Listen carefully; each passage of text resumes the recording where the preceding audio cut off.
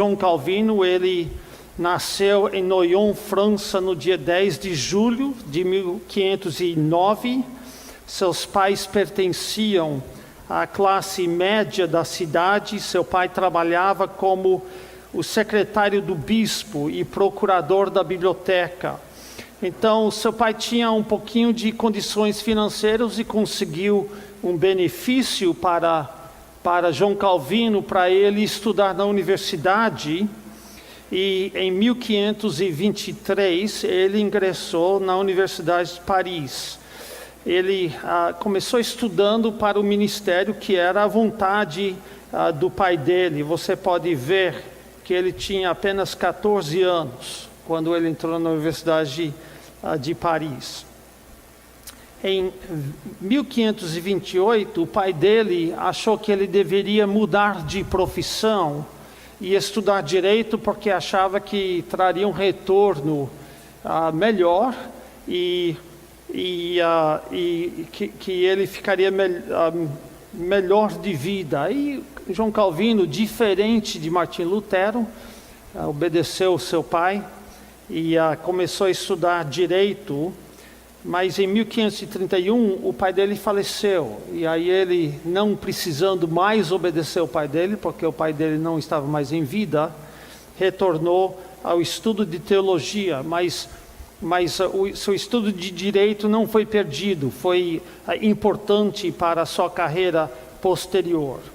Em 1532 ele tinha completado os estudos para o doutorado em Direito e publicou seu primeiro livro, um comentário sobre De Clementia, de Sêneca, um escritor romano, que escrevia em latim. E em 1532 a 33 foi a possível data de sua conversão. Ninguém sabe ao certo. Um pouco da razão é porque João Calvino era muito reticente, bem diferente de Martim Lutero, de Zwinglio. Ele era bem reservado, ele não era uma pessoa pública, não gostava de contar os detalhes. Ele fala, eu acho que na introdução ao seu comentário dos Salmos, ele fala da sua conversão repentina ao cristianismo, mas não sabemos exatamente o que ele quer dizer com isso, nem quando foi. Ele foi criado na igreja e provavelmente já tinha ouvido os conceitos de salvação e do evangelho. Então é difícil saber exatamente como que foi a conversão dele.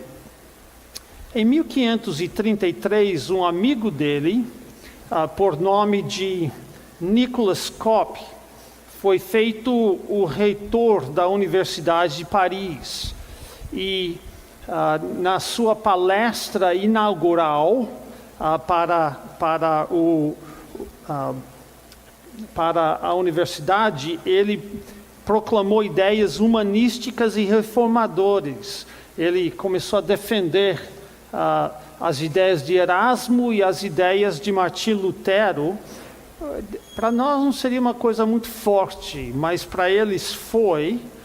E o Cop foi obrigado a fugir de Paris, e eles suspeitavam que o Calvino também tinha alguma coisa a ver com essa palestra. Então ele foi obrigado a fugir também e foi para a cidade de Basileia, na Suíça. Ele, a essa altura, ele tinha um irmão e uma meia-irmã. A mãe dele havia falecido e o pai dele recasou, e sobraram para a vida adulta um irmão e uma meia-irmã. E ele tinha ele cuidava dos dois. Na Basileia, ele teve que trabalhar bastante, recebia pouco no início. Ele era pastor, ele era professor, ele tinha que exercer um pouco de advocacia para ganhar a vida e ainda cuidar dos seus irmãos. Mas lá ele publicou a primeira edição das Institutas da Religião Cristã. E isso é o documento mais importante da Reforma, o documento teológico mais importante da Reforma, porque é a primeira sistematização da sua doutrina. Melanchthon foi um sistematizador, mas até então havia escrito alguns tratados, algumas declarações de fé, mas nenhuma teologia sistemática, e nem escreveu. O Lutero escrevia livros e tratados em respostas a diversos problemas e questões que surgiram. Zwinglio morreu antes de poder produzir alguma coisa sistemática. Então essa é a primeira tentativa de colocar o sistema em papel. Ele teve dois propósitos. Um foi permitir às pessoas lerem e entender as Escrituras. Isso também, o Calvino tinha um coração pastoral e ele estava muito preocupado com o seu povo, interessado que seu povo também conhecesse a palavra de Deus e pudesse ler a palavra de Deus com entendimento. Então, ele escreveu esse tratado para que as pessoas leigas e cleros poderiam entender as Escrituras, e também para vindicar a teologia da Reforma contra o catolicismo medieval, defendendo a ideia de que a teologia da Reforma era o verdadeiro catolicismo bíblico e patrístico, que a teologia reformada era a teologia que realmente veio da Bíblia e dos pais da igreja. Agora, essa primeira edição foi escrita em latim, tinha apenas 6 capítulos, 516 páginas, mas páginas pequenas, e facilmente cabia num bolso, e as pessoas podiam andar com ela sem parecer que estava com o livro do Calvino. O livro foi traduzido em francês e editado várias vezes. Eu esqueço quantas edições, mas a última edição foi publicada em 1559 a 1560. Tinha 4 volumes, tinha 80 capítulos. É um tomo, eu tenho ele no meu escritório, uma letra miúda, e é um tomo grosso, enorme. E eu sei que agora em português há diversas edições, vi até uma edição dos 4 volumes lá atrás para comprar. Se você está sentindo-se rico, vale a pena acrescentar isso à sua biblioteca. Em 1536, ele começou a sua primeira estadia em Genebra. Muito interessante. Genebra havia sido convertido ao protestantismo pelos esforços de Guilherme Farel de Berna. Berna era outro lugar na Suíça. Genebra na Suíça, Berna na Suíça. A cidade ainda não estava consolidada no seu apoio ao protestantismo. Havia muita resistência católica e os cidadãos e o clero estavam carentes de instrução. Calvino estava vindo da Itália, mas por causa de uma guerra entre franceses e o Santo Imperador Romano, ele teve que fazer um desvio, um caminho longo. Ele estava com seu irmão e meia-irmã e estava indo para Estrasburgo. E essa guerra obrigou ele a fazer esse atalho, ou esse desvio por Genebra, e queria ficar apenas uma noite e seguir viagem, mas o Farel descobriu que ele estava presente e apareceu repentinamente no hotel onde Calvino estava e tentou convencê-lo a ficar. Calvino disse: não vou ficar não. Lembra que ele era muito reticente, ele era um Caxias, e ele disse que ele estava a caminho de Estrasburgo para descansar e viver uma vida calma de acadêmico. Ele queria só escrever livros e pronto. E a resposta de Farel é muito famoso. Ele disse assim: Deus amaldiçoe o teu descanso e a tranquilidade que buscas para estudar, se diante de uma necessidade tão grande te retiras e te negas a prestar socorro e ajuda. Olha que bravo ele, hein? Calvino ficou. O primeiro ministério dele em Genebra é interessante. Os reformadores derrotaram, era Calvino, Farel e Pierre Viret de Lausanne, derrotaram os papistas numa disputa em outubro de 1536. No dia 10 de novembro de 1536, Calvino e Farel apresentaram aos magistrados a Confissão de Genebra. Era uma declaração doutrinária da fé reformada. E o primeiro artigo explicitamente afirma que a fonte autoritativa de tudo que segue é a palavra de Deus. Eu quero ler o primeiro artigo, porque é muito bom, é muito forte, e isso estabelece a base de toda a autoridade do ministério de João Calvino, e além disso,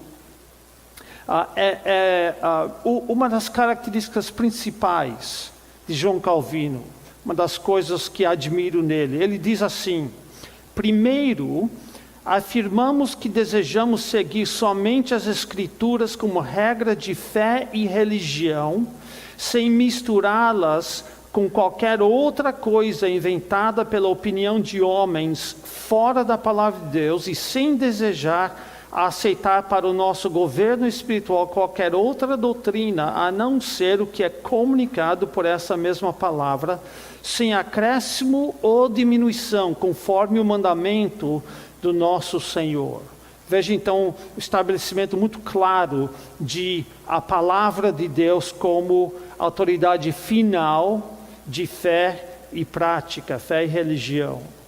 Em 16 de janeiro de 1536, o pequeno conselho aprovou os artigos, eu creio que era o pequeno conselho do governo lá em Genebra, aprovou os artigos sobre a organização da igreja e a adoração em Genebra. Era o estatuto da igreja em Genebra, era um manual de disciplina, e estabeleceu a base disciplinar da reforma. Veja as coisas envolvidas nesse manual: catecismo, comunhão semanal, disciplina, inclusive excomunhão de comungantes indignos. Ou seja, se você não estava vivendo sua vida corretamente, se você não estava servindo ao Senhor, eles podiam te excomungar da igreja e não deixar você participar da ceia do Senhor. Eles cantavam apenas os salmos no culto público da igreja, tinha regras matrimoniais, e isso daqui é uma das coisas importantes: insistiu que o governo secular fizesse cumprir as regras da igreja. Deixe-me repetir isso: insistiu que o governo secular fizesse cumprir as regras da igreja. Você, se não fosse aos cultos de domingo, você poderia ser multado, poderia ser banido e coisas mais. E aqui eu quero fazer uma colocação que eu estou desejoso de fazer desde o início da semana. Essa é uma das grandes diferenças entre o protestantismo e a igreja livre. Todos os cidadãos de Genebra eram obrigados a aderir ao documento. Eles tinham todos que assinar esse documento e seguir. Nós, do modelo livre, do paradigma de igreja livre, não pensamos dessa forma. E aqui eu quero mostrar para os irmãos os dois paradigmas eclesiásticos. Então nós temos de um lado a igreja estatal e do outro lado a igreja livre. Na igreja estatal existe a união de igreja e Estado, enquanto que na igreja livre, separação entre igreja e Estado. Vocês vão perceber que essas coisas, uma leva à outra. Se há união de igreja e Estado, cada cidadão é membro da igreja. Você nasce membro da igreja. Enquanto que na igreja livre, a igreja é uma associação voluntária. Você escolhe ser membro da igreja. A igreja estatal crê em sacramentalismo. Sacramentalismo é um ritual no qual Deus comunica alguma graça àquele que participa. Isso é sacramentalismo. Por outro lado, a igreja livre crê em sacramentarianismo. Agora, eu vejo que há muita confusão sobre essa palavra. Eu estava lendo, se não me engano, até o livro de Timothy George sobre a teologia dos reformadores, e eles traduziram em português o sacramentarianismo como sacramentalismo. E se você olhar no dicionário, sacramentarianismo e sacramentalismo, eles vão ter a definição igual, mas são o oposto. O sacramentarianismo, e foi Lutero que falava mal do sacramentarianismo, o sacramentarianismo crê em ritos ou rituais que são uma resposta a algo que Deus já fez. Sacramentalismo, rituais nos quais Deus faz alguma coisa para o participante. Sacramentarianismo é algo em que o cristão são rituais que o cristão pratica em resposta a alguma coisa que Deus já fez. É a nossa definição de ordenanças.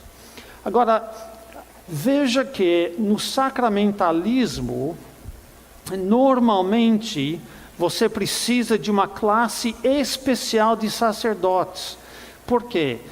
Porque normalmente você tem que ter alguém ordenado ou consagrado especialmente para poder fazer a mágica, se eu posso usar um termo que denigra um pouco isso, para fazer a mágica do sacramento. Por exemplo, se eu chegar, eu que sou pastor batista e não ordenado na igreja católica, se eu chegar na igreja católica e pegar uma hóstia daquelas que eles têm e colocar aqui, diz hoc est corpus meum, nada acontece, eu não tenho os poderes.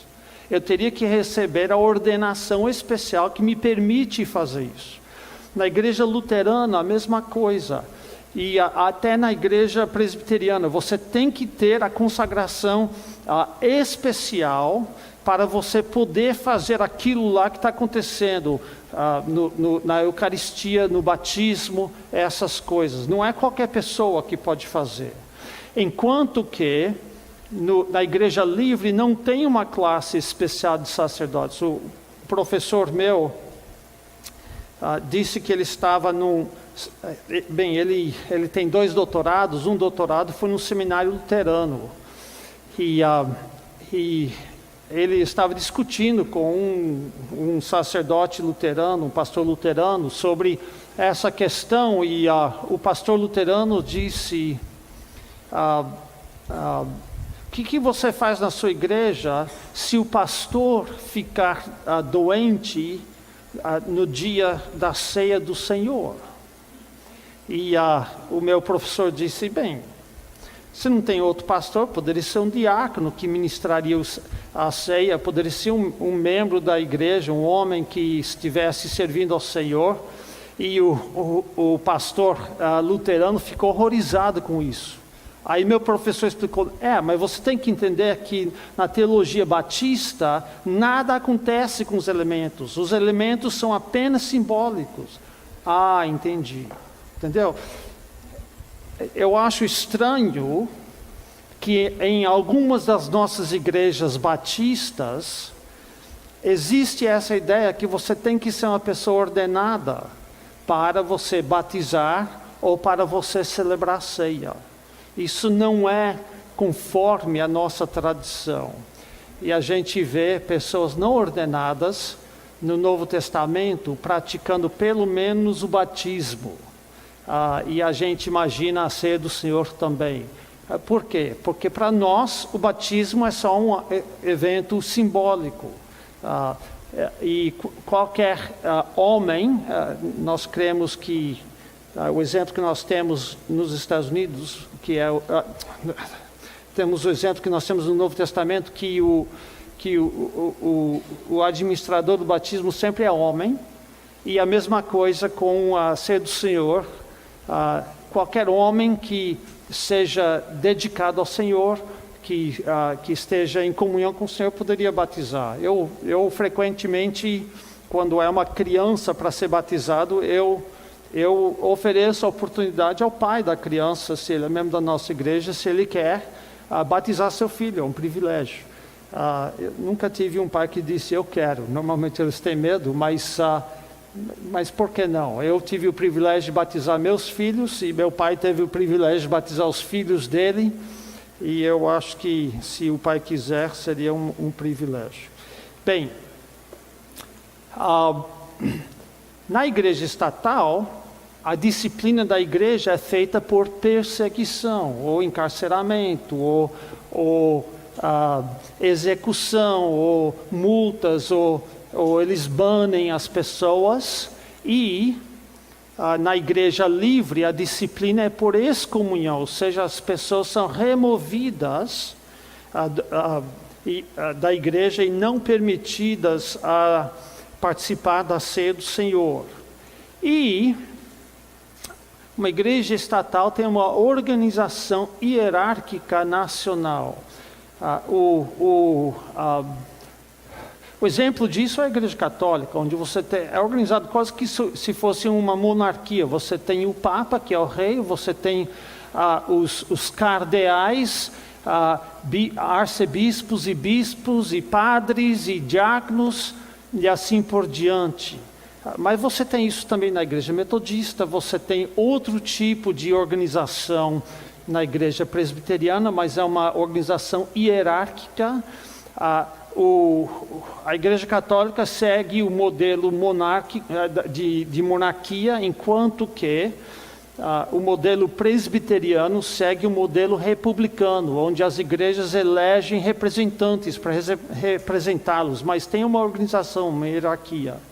Enquanto que na igreja livre, nós temos autonomia da igreja local. Isso não significa que as igrejas são absolutamente independentes, significa que não tem comunhão, que nenhuma igreja pode tentar ajudar a outra ou se opinar sobre outra, mas significa que no final das contas, as igrejas se governam a si mesmo e não tem uma hierarquia de pessoas que governam sobre elas. Agora, minha pergunta é: qual desses paradigmas é bíblico? Qual desses paradigmas é bíblico? Ok? Alguém quer arriscar? A gente quer dizer a nossa, né? Mas na verdade é pegadinha. Os dois paradigmas são bíblicos. Onde é que a gente encontra o paradigma estatal?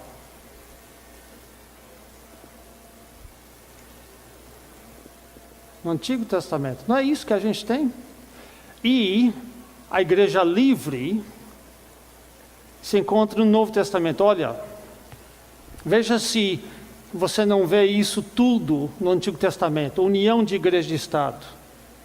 A gente diz igreja, mas união de religião e Estado. Isso não é o que acontece no Antigo Testamento com Israel?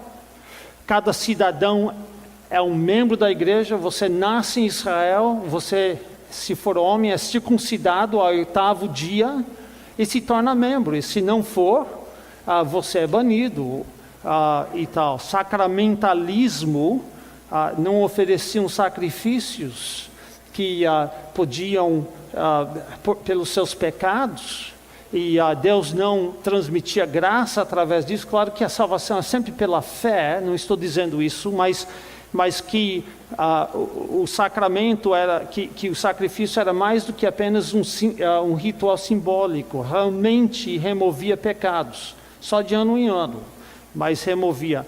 E para isso tinha que ter uma classe especial de sacerdotes ordenados, e se alguém quisesse se fazer sacerdote, ele era punido por Deus. A disciplina era por perseguição. Se você, na teoria, se você blasfemasse Deus, você era apedrejado. Se você cometesse adultério, era apedrejado. Se você servisse outros deuses ou praticava, seguia um médium ou coisa assim, você era apedrejado. Uma organização hierárquica e nacional, sim. Então, isso é o que nós encontramos no Antigo Testamento. E a Igreja Livre é o modelo que nós temos no Novo Testamento. Essa é a grande diferença entre batistas e anabatistas e todo o movimento da Igreja Livre, por um lado, e todos os movimentos, todos os movimentos estatais do outro lado, inclusive a Igreja Católica, mas também a Reforma Magistral, onde você tem os luteranos e os calvinistas e os anglicanos, todos defendendo a ideia de união entre igreja e Estado. É claro que a liberdade religiosa ganhou o dia, e hoje nós todos aderimos a isso, mas ainda é o ideal de todos esses países, luteranos e presbiterianos e anglicanos. Existe até um grupo, um movimento muito forte nos Estados Unidos chamado teonimistas, que eles têm o desejo de trazer o cristianismo. Eles são pós-milenistas, acham que o reino de Deus vai dominar o mundo inteiro e que por meio de reforma eles vão trazer o reino de Deus sobre o mundo inteiro. Então o que eles fazem? Eles ensinam e tentam mudar as leis, mas quando todo mundo chegar à fé em Jesus Cristo, aí sim você vai ter união entre igreja e Estado. Você vai ter o governo proibindo o aborto e matando quem pratica. Você vai ter o governo proibindo blasfêmia e punindo quem blasfema, esse tipo de coisa. Então, eles são presbiterianos, são reformados, e esse é o ideal deles, até o dia de hoje.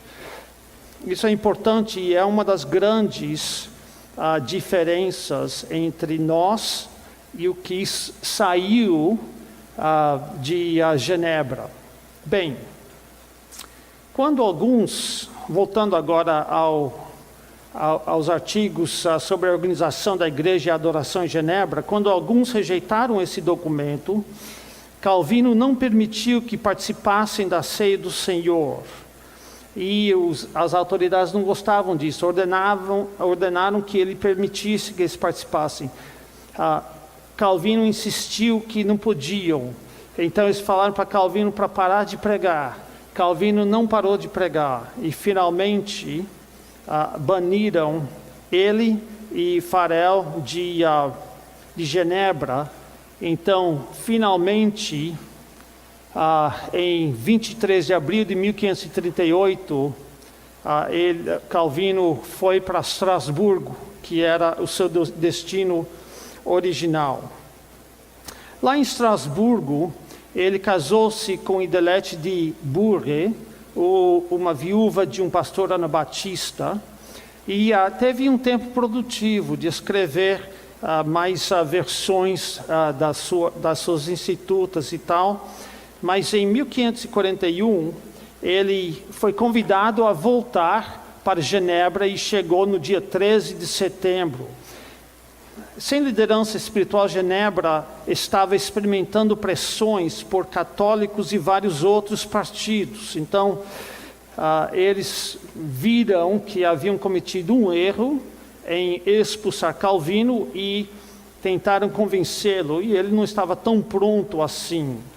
Sua volta foi condicionada à aceitação das ordenanças eclesiásticas, em que o governo da igreja ficava nas mãos do consistório, que era formado por pastores e 12 leigos chamados de anciãos.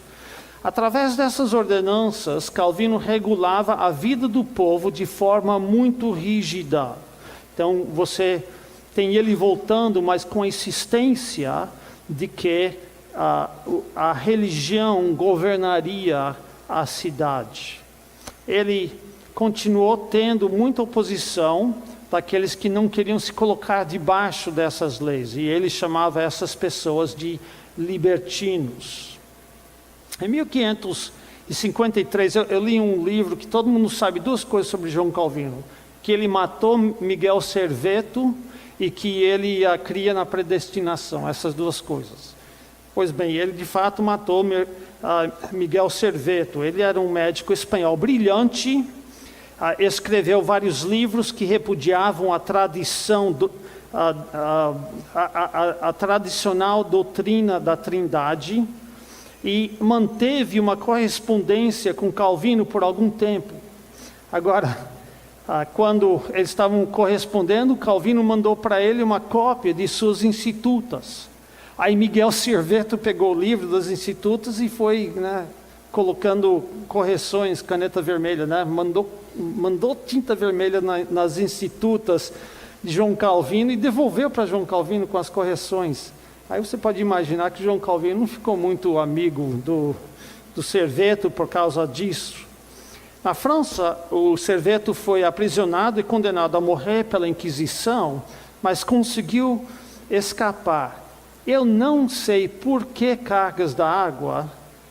Ele achou que seria interessante ir para Genebra, e não sei se era estupidez, por curiosidade, por que motivo ele foi para Genebra, sabendo que Calvino não gostava dele.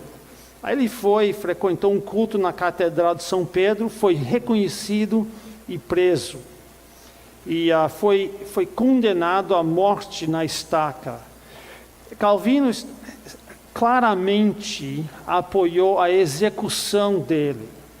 Mas quando ele foi condenado à morte na estaca, que significa iria virar churrasco, Calvino achou isso um pouco severo demais. Eu preferia que ele fosse morto de outra forma e não queimado.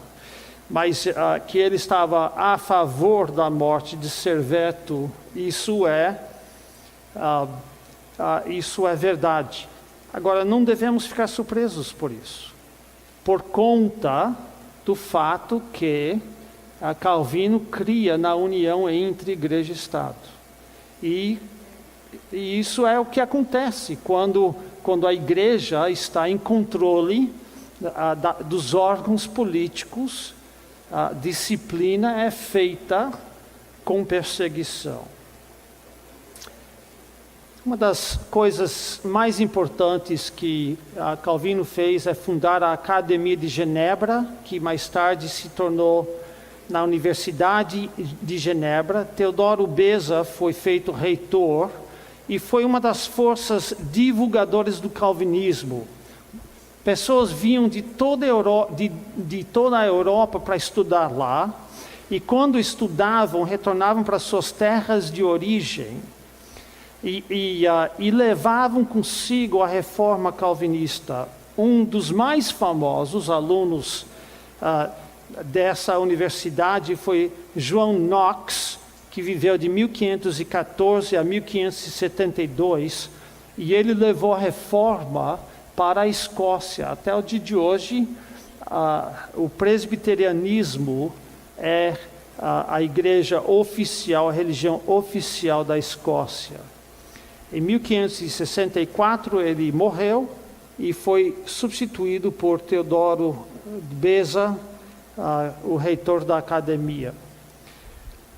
Quero falar sobre as contribuições de Calvino, e eu vou falar rapidamente. Eu tenho que dizer que quase tudo que eu sei eu peguei de outras pessoas e não diretamente de Calvino. Aqui uma datação de um professor do meu seminário por nome de Gerald Priest. Esse e a próxima coisa. Ele foi um escritor prodígio.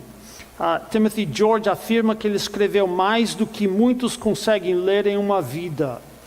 Além das institutas, que nós já falamos, ele escreveu comentários sobre quase todos os livros da Bíblia. Ele não escreveu sobre Cantares e nem sobre Apocalipse. Não era porque cria que esses livros não eram faziam parte do cânon, mas confessou que ele não conseguia entender os livros e não queria escrever besteira. Uma posição de bastante humildade. Além dos comentários, que estão finalmente sendo traduzidos ao português, ele escreveu sermões, tratados, liturgias, catecismos, salmos, rimados para cantar, várias coisas assim. E a outra coisa que a gente percebe em Calvino é a abrangência do seu trabalho. Ele não era um mero teólogo, ele atuou e impactou diversas áreas. Por exemplo, a área política, onde ele modelou o governo republicano em Genebra. Ele atuou na área de educação, fundou a Universidade de Genebra e teve grande impacto sobre sistemas educacionais públicas e privadas. Ele defendia o livre mercado e o capitalismo em Genebra. Ele foi o fundador da ética protestante. O que é a ética protestante? Indústria, frugalidade, ou seja, economia, né? Você tem que economizar, e caridade, você ajuda os menos fortunados. E uma das coisas que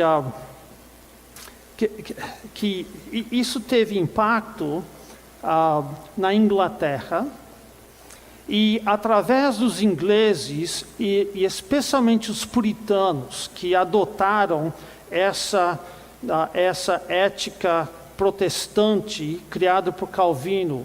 Só que os puritanos foram expulsos da Inglaterra e muitos acabaram nos Estados Unidos. Depois da fundação das colônias americanas, foram uma leva muito, muito grande de puritanos e se arraigaram na parte dos Estados Unidos, nordeste dos Estados Unidos, que se chama a Nova Inglaterra. E era isso, essa indústria, ou seja, de trabalho duro, economia e caridade, que realmente foi a ética que fez os Estados Unidos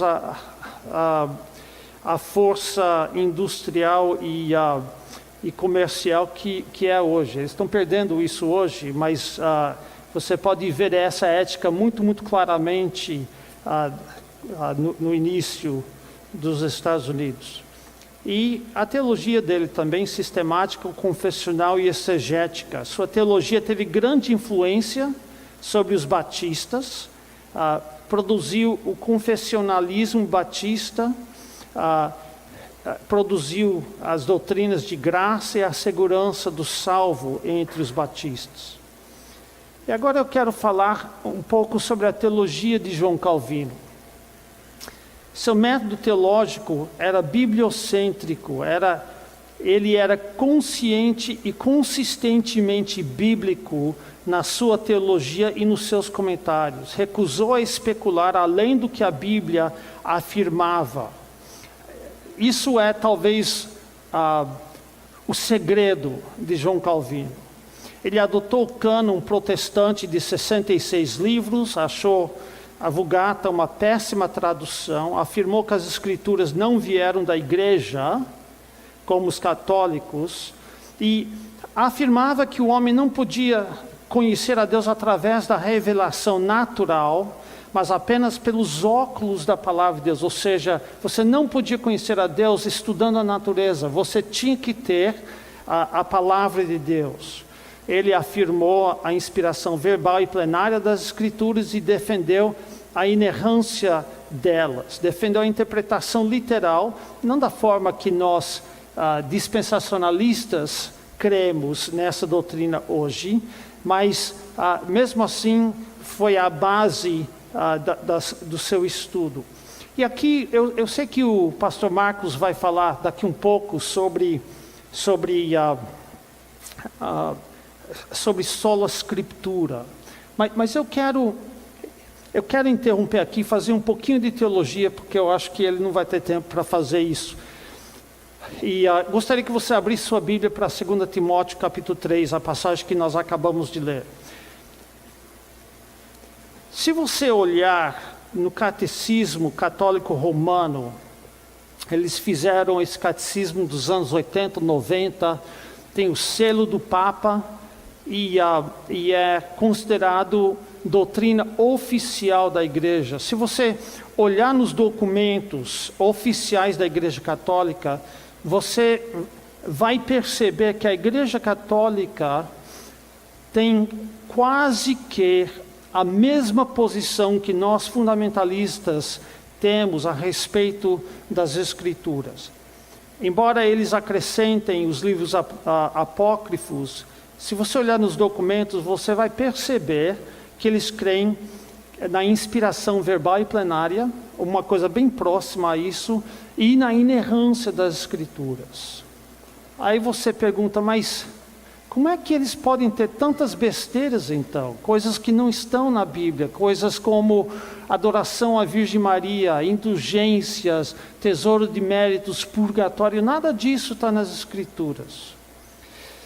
A razão é porque, junto com, isso saiu da Reforma, isso veio da Contra-Reforma, junto com as Escrituras, eles creem na autoridade da tradição.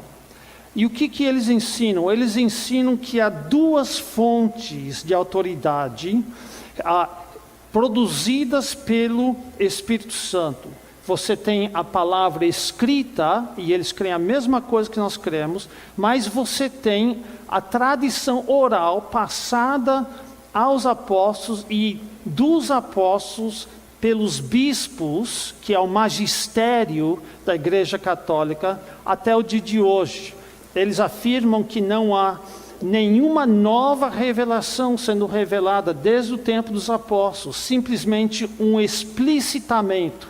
Agora, isso obviamente não é verdade, porque nós temos datas para os dias em que, por exemplo, a Imaculada Conceição da Virgem Maria foi estabelecida como dogma. Isso não veio dos apóstolos, isso é uma coisa obviamente criada na Idade Média, junto com outras doutrinas, doutrina de purgatório, doutrina de transubstanciação e outras coisas mais. Mas eles dizem que, da mesma forma que o Espírito Santo produziu a palavra escrita e preserva a palavra escrita de erros, ele produziu também a tradição oral e preserva a tradição oral sem mistura de erros. Essa é a teologia oficial da Igreja Católica. E é por causa disso, por causa da autoridade dupla que eles têm, que eles chegam às posições que eles têm. Como é que nós respondemos a isso? Como é que nós respondemos a essa ideia de que junto com a Escritura, outra coisa, uma tradição, porque a Bíblia fala em termos de tradição. Paulo fala várias vezes, procure as pessoas que seguem a tradição que vocês de nós ouviram, que nós devemos continuar na tradição dos apóstolos. Eu creio que a tradição dos apóstolos foi toda escrita, mas como provar isso? Bem, rapidamente aqui em 2 Timóteo 3, ele está falando sobre tempos em que tempos difíceis virão, homens serão egoístas, avarentos, jactanciosos, isso versículo 2, e ele descreve, e parece que a nossa época.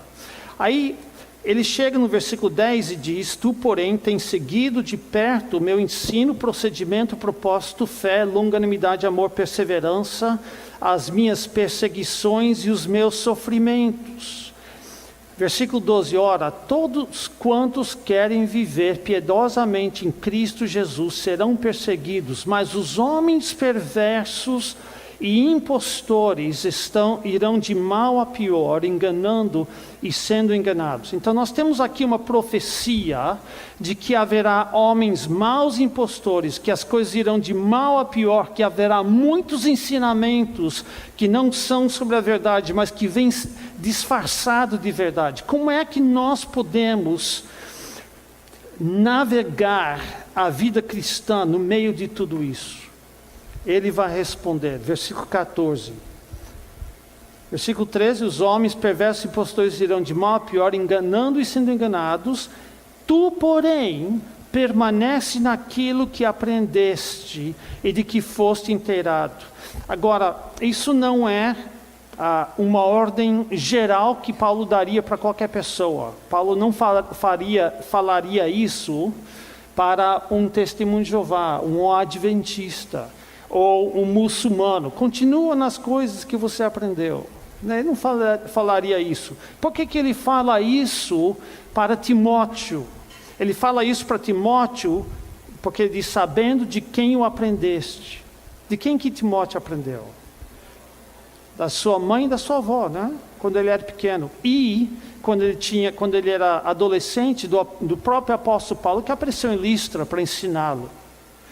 E o que eles ensinaram? Por que ele podia dizer, para ele permanecer naquilo que ele aprendeu? Porque eles ensinaram, versículo 15, que desde a infância sabes as sagradas letras. A palavra grega é gramata e se refere às letras do alfabeto. Alfa, beta, gimel, delta, epsilon, as letras do alfabeto grego. Vocês, desde a infância, você sabe as sagradas letras.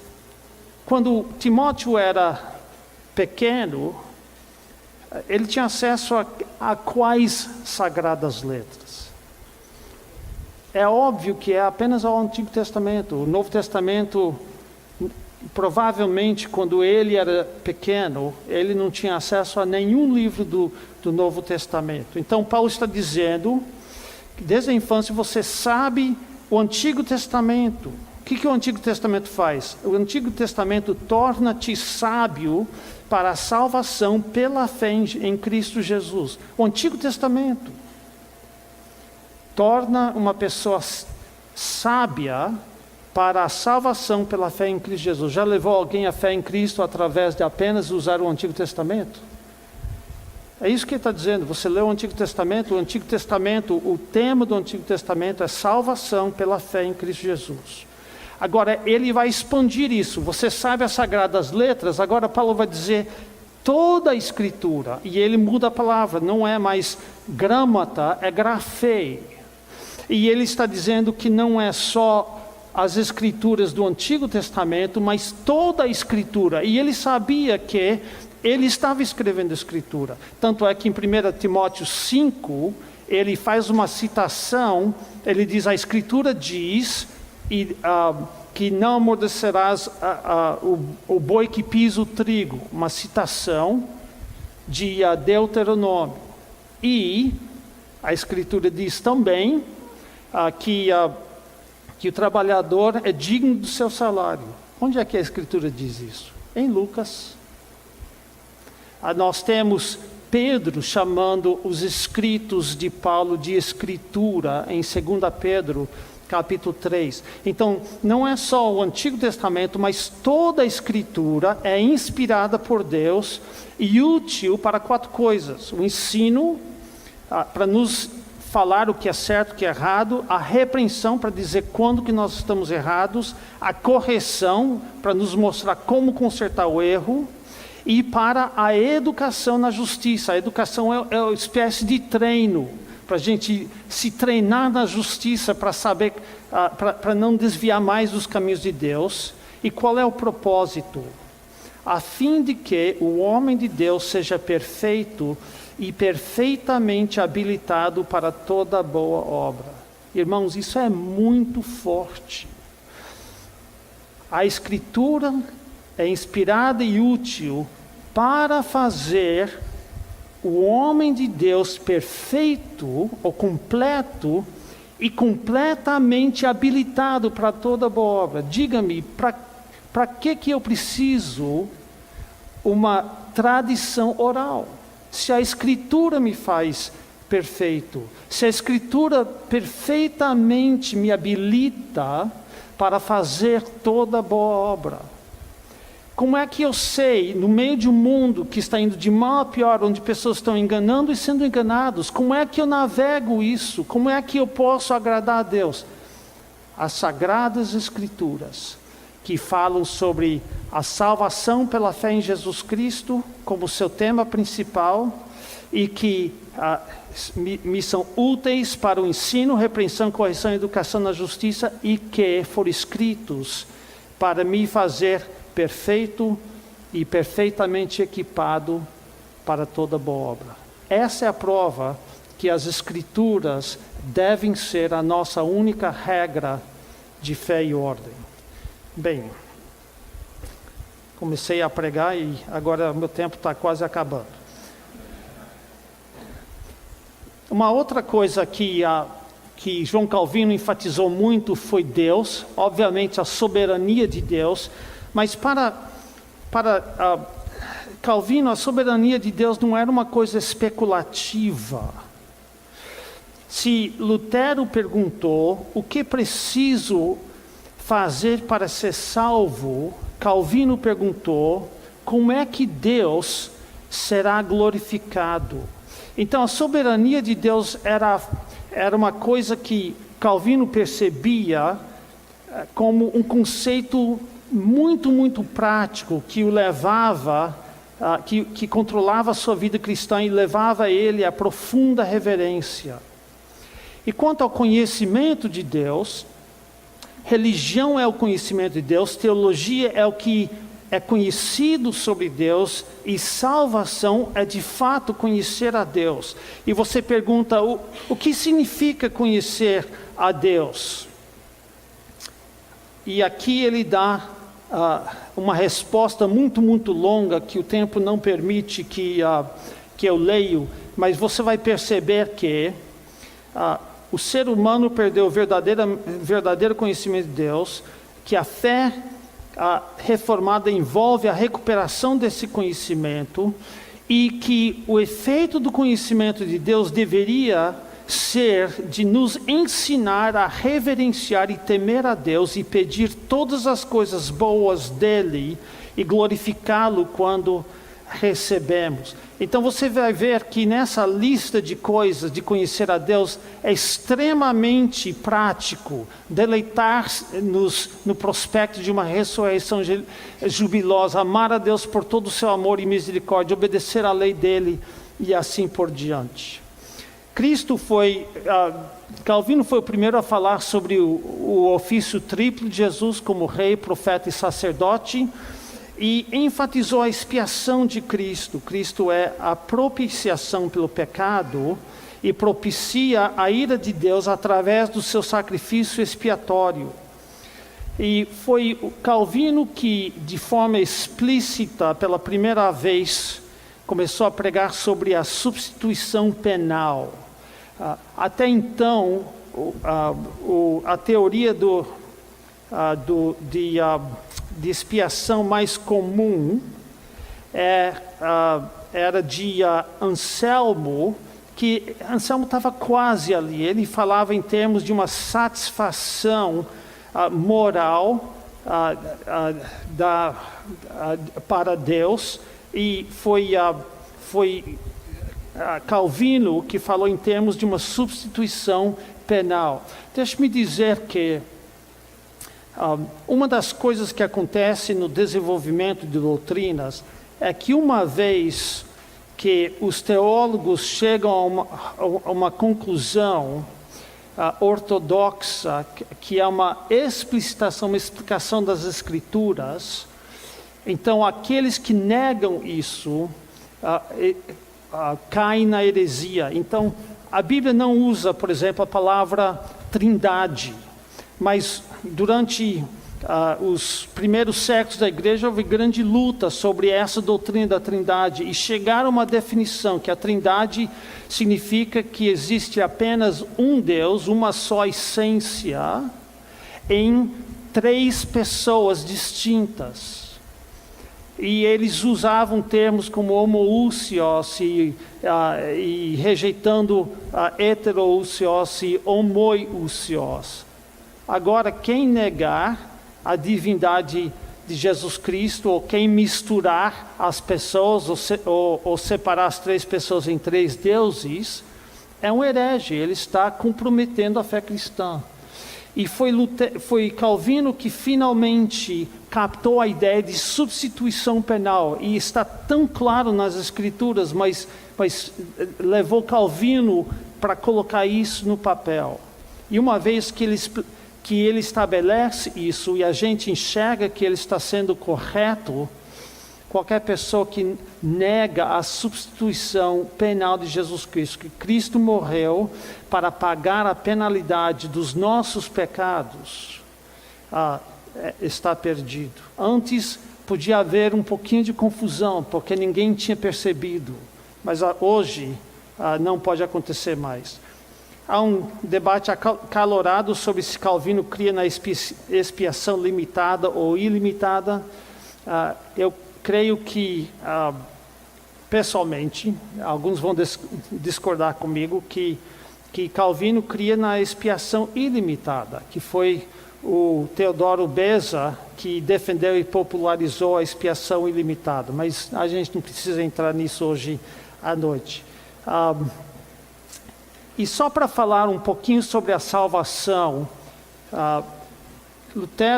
Calvino defendeu fortemente o monergismo, isso é, que a salvação é somente de Deus, que a justificação é pela fé.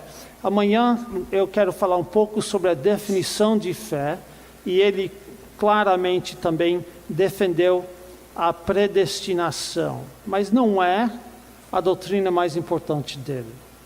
Há muita coisa que podemos discordar com Calvino, e eu certamente discordo. Vou tratar de uma ou duas dessas coisas no restante da semana.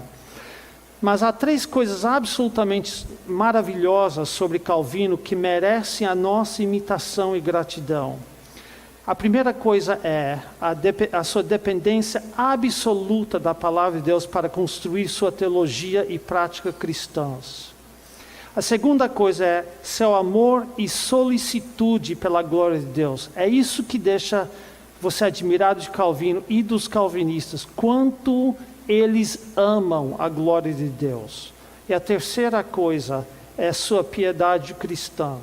Ele era severo? Era. Mas era um homem de grande piedade, que servia a Deus e amava a Deus de coração.